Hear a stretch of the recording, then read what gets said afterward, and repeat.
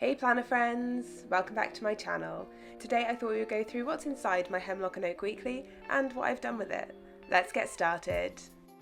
So before I fill my Hemlock Oak up with all of my plans and also fill up the goal setting pages at the beginning, I thought I would just go for a little wander through it. So this is actually an almost perfect one, so there are a few quality issues with it. None that have really jumped out to me so far. So I got it in the colour Onyx, and then it just has the gold Hemlock Oak on the front, and then you get 3 ribbons, and there's a kind of beige one, a kind of dark gold one, and a black one.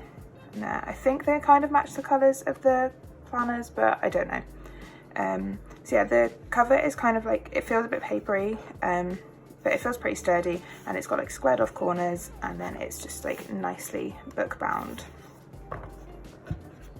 So when you first open it up, you have a page that's kind of like a really recycled looking material, and then you have a nameplate page right at the front, and then a content page.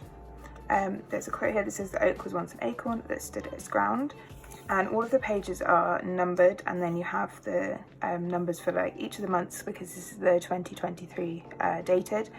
All of the numbers for all of the months are on this index in the front. There's nowhere where you can add what you've put in the notes, which I think would be good if you could extend your index or contents so that you could put what you've got in your notes pages at the back. But I might add a few bits and bobs in if I want to later in throughout using the planner. You then have another quote, and then a little bit about how to use the planner. The whole PDF is on their website, so I'm not going to read through all of this, but it's basically very self-care and has a light graph so that you can do whatever you want, and it's they've called it structured flexibility at its finest, which I really like. And the layout is clean and minimal, plenty of space for your monthly and weekly spreads, and I fill it all with stickers, as you may have noticed. So then you get straight into a reflection of 2022, and when I was looking at this planner, I had the PDF and I filled out a 2022 reflection earlier in January. So I'm going to be taking my time with writing all this in and doing a bit of decorating.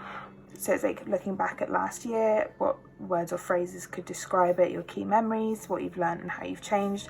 So kind of similar to the sort of reflections that I've been doing for the past couple of years, just in a slightly different format. And also quite a lot of the reflection and goal setting pages have little quotes along the top. There's then the next page is then your 2023 values, and it's got a whole list of values to use as prompts for filling in these pages, which I think is really helpful because it's quite an open-ended question, and I find that I need a little bit more of a specific question to kind of look at what I want for the year. So after this page, we then go straight into the goal creation page, and you get a whole page for a single goal. So what I've taken this as is overarching goals for the year. So there's 4 pages for the goals, and then it's also got how to break down the goal into milestones and your review date or timeline for it. So it's kind of quite in depth, but still quite open-ended, which I find really helpful.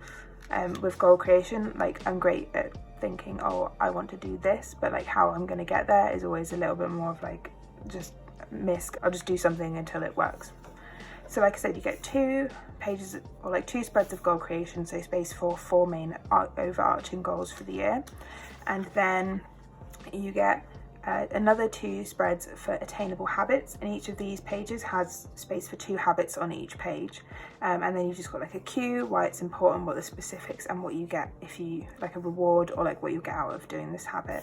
So there's space for 8 habits over the 2 spreads.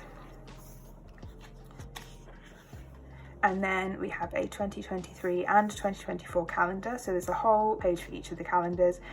Each of them is 6 weeks, so you do kind of get the last week, or the first week of February and the last week of January sort of thing, which isn't too much of a problem for me. It basically means that when you get January 2023, where it does just go over into that 6th week, that you don't have to have the calendar all smushed up.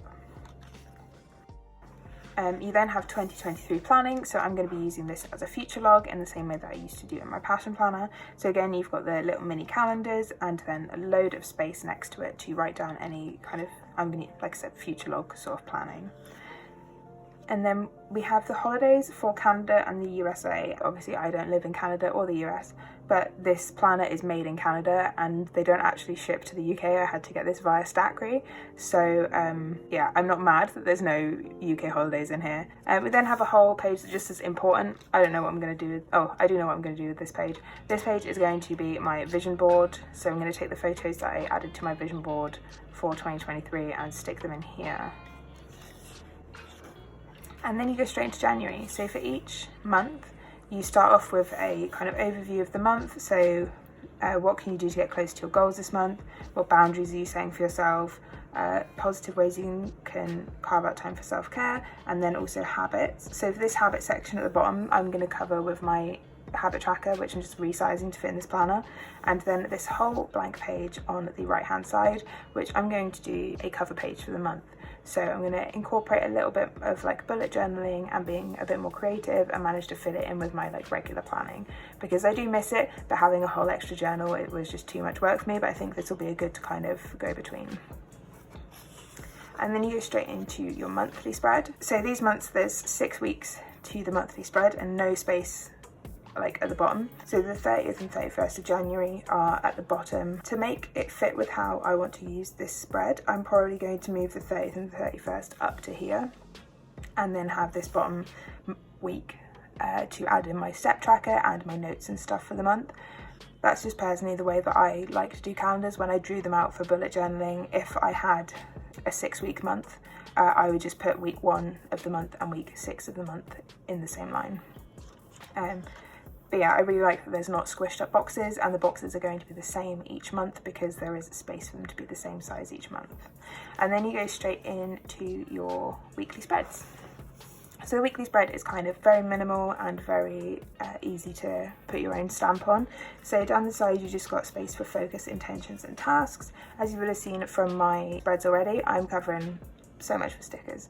And then you've got all of your days of the week along the top with a space for your daily focus, and then your timelines, and the timelines are kind of within the column. And then there's also a little space at the bottom, like a little heart instead of like 11. I've seen people use the bottom section as like a meal plan tracker, or they've just gone the whole way down the columns and incorporated it into their vertical planning for the day.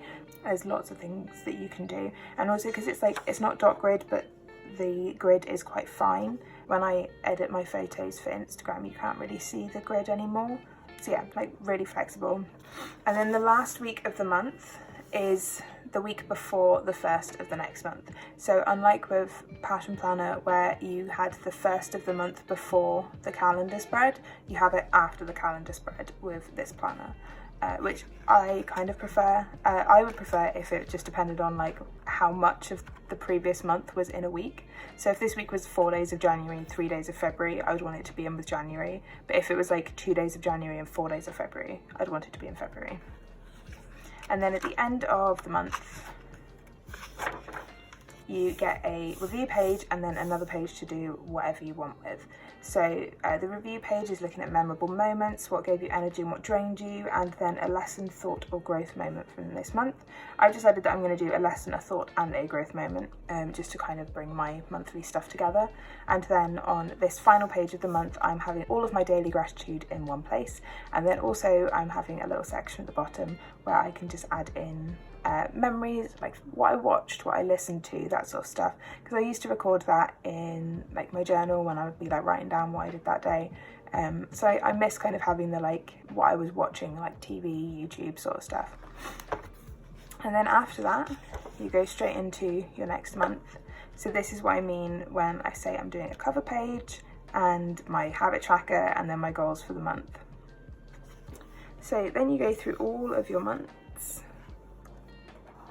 and they're all exactly the same, and then at the end of the planner you have your December review, you have a 2023 review, and then you have like I think it's 14 dot grid page, well they're not dot grid, 14 grid pages at the back for notes and stuff, and then you finish off with another quote, and then you have that same textured recycled paper at the back. So notes pages I'm going to use pretty similarly to how I've used them previously. So yeah, I'm really excited to get stuck into this planner, and as always I'll be showing you how it goes as I go along. Other things that I forgot that I could have mentioned is the grid size is 4.3mm, so it's a bit smaller than a normal dotted notebook, but it's bigger than, say, like a Hobonichi, and the size of this planner is a bit weird. Here is an A5 passion journal, which is just like a normal A5 notebook, and it's a little bit wider and a tiny bit taller. And then when you compare it to a medium passion planner, it's a significant amount shorter and just a little bit narrower. So it's kind of in between A5 and B5. Yeah, B5. I don't know if this is like a specific size of paper that I've just never heard of.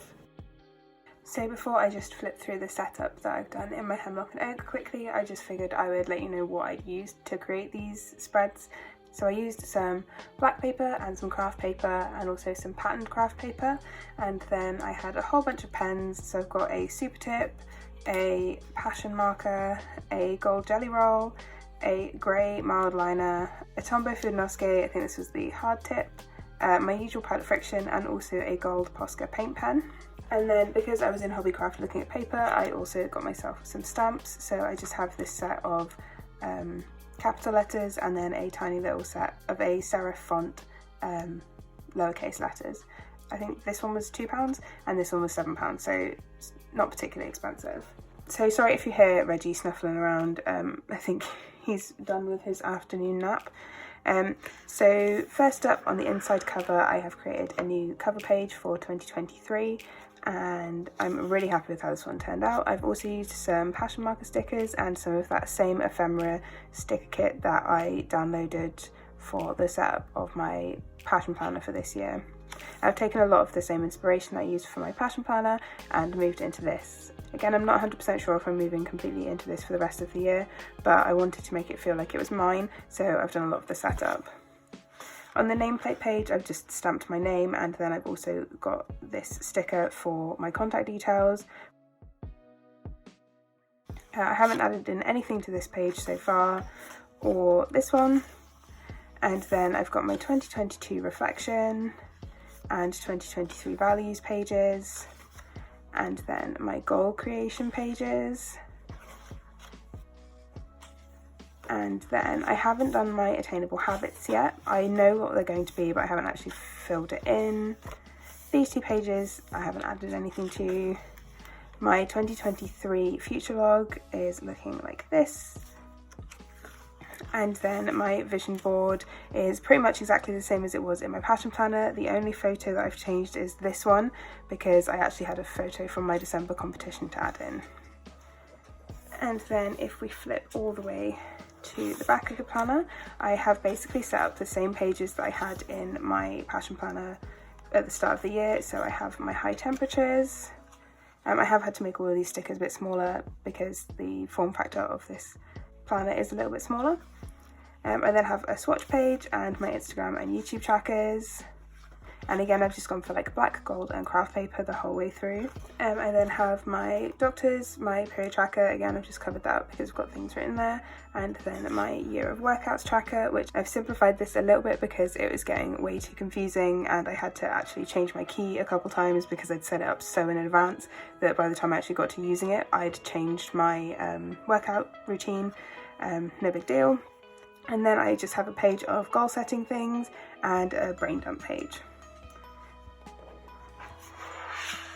So that was a little very quick flip through what I've set up of my Hemlock Oak 2023 weekly for my annual pages and goal setting. I hope this has given you some ideas and you enjoyed my little review of the planner. And as always, if you have any comments or questions, leave them in the comments box down below. So that's everything for this video, friends. If you have any questions, please leave them in the comments down below. Drop the video a like if you enjoyed it, and if you're new here, don't forget to subscribe. I'll see you next time. Bye!